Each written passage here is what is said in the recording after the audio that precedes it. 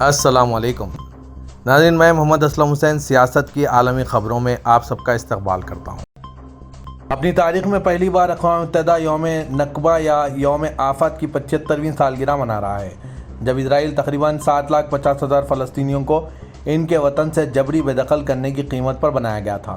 فلسطین کی سرکاری خبررساں ایجنسی وفا کے مطابق فلسطینی عوام کے ناقابل تذکیر حقوق کی مشق سے متعلق اقوام متحدہ کی کمیٹی آج پیر کو صبح 10 بجے سے دوپہر 12:30 بجے تک ایک اعلیٰ سطحی خصوصی اجلاس کا اہتمام کیا تھا۔ 30 نومبر 2022 کے جنرل اسمبلی کے مینڈیٹ کے مطابق اقوام متحدہ کے نیو یارک ہیڈ کوارٹر میں منعقد ہوئے یہ پروگرام عالمی ادارے کی تاریخ میں اپنی نوعیت کا پہلا واقعہ ہے۔ فلسطین کی اسلامی جہاد مزاحمتی تحریک کا کہنا ہے کہ اسرائیل نے غزہ کی پٹی پر حملہ اپنی ناکام ڈیٹرنس کو بحال کرنے کی کوشش میں شروع کیا، جو بعد میں قابض ہستی کی جانب سے ایک فریب ثابت ہوا۔ اسلامی جہاد کے پولیٹیکل بیورو کے سربراہ محمد نے کہا کہ حکومت غزہ کے محاصرے کے خلاف فتح حاصل کرنے میں ناکام رہی۔ صہیونی حکومت نے اس تصور پر حملہ کیا کہ وہ اسلامی جہاد کے رہنماؤں کو قتل کر کے اپنی قوت مدافعت کو بحال کر سکتی ہے، تاہم یہ ایک فریب کاری سے زیادہ کچھ ثابت نہیں ہوا۔ ترکی نے انتخابات میں شرکت کی شرح کے اعتبار سے یورپ کو پیچھے چھوڑ دیا ہے۔ جمہوریت کے عملی ظہور کا تعین کرنے والے محرکات میں سے ایک یعنی انتخابات میں شرکت کی شرح ترکیہ میں اوپر کی طرف اور یورپ میں نیچے کی طرف گامزن ہے۔ 14 مئی کو ترکیہ میں منعقد صدارتی و پارلیمانی انتخابات میں شرکت کی شرح 90% کے لگ بھگ رہی، لیکن یورپی ممالک میں انتخابات میں شرکت کی شرح 65% تک ہے۔ اٹلی میں سپٹمبر 2022 میں منعقدہ عام انتخابات میں شرکت کی شرح 63% کے ساتھ ملک کی تاریخ کے کم ترین درجے پر رہی۔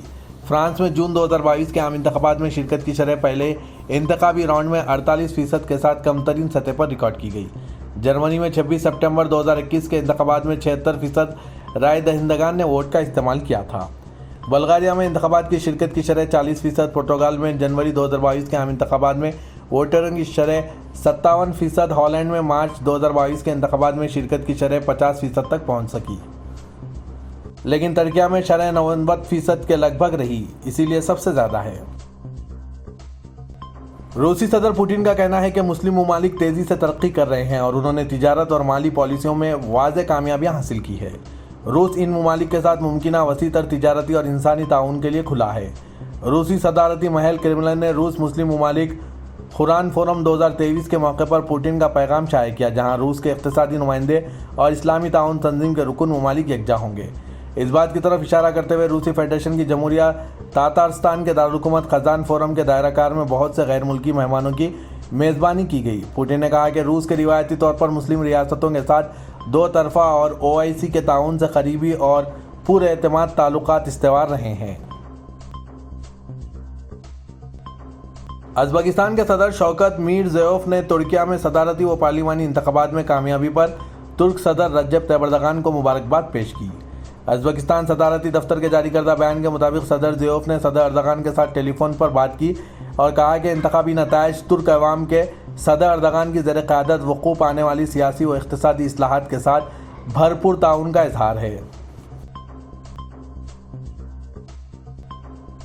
روس صدارتی پیلیس کرملن کے ترجمان پیسکوف نے کہا کہ متعدد شعبوں میں دونوں ممالک کے درمیان باہمی تعاون کی وجہ سے ہم ترکیہ کے انتخابات پر دلچسپی کے ساتھ نگاہ رکھے ہوئے ہیں۔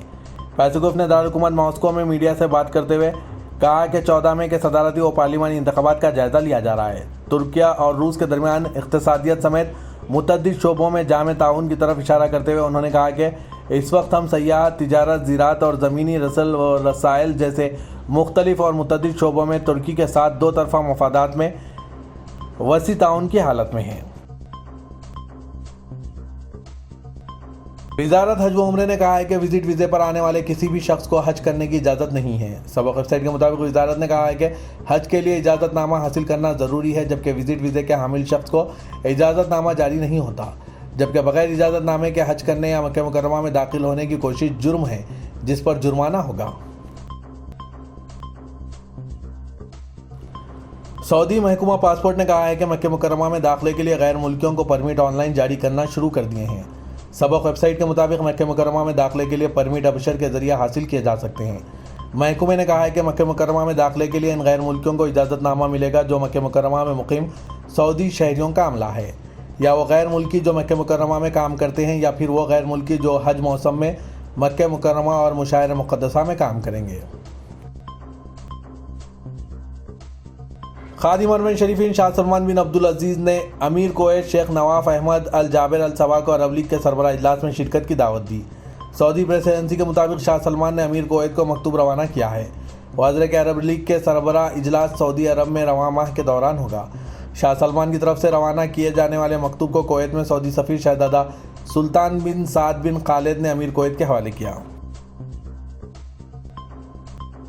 پاکستان مسلم لیگ نواز کی چیف آرگنائزر مریم نواز نے کہا ہے کہ چیف جسٹس پاکستان عمر عطا بندیال شرافت سے استعفیٰ دیں اور گھر چلے جائیں ورنہ یہ قوم انہیں بہت بری طرح کٹہرے میں کھڑا کرنے والی ہے۔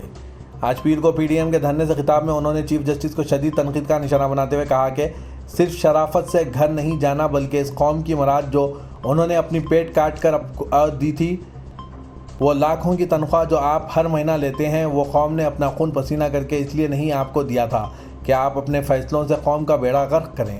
وہ تنخواہیں وہ مراد واپس کریں، اپنے آپ کو قانون کے حوالے کریں، استعفیٰ دیں اور گھر جائیں۔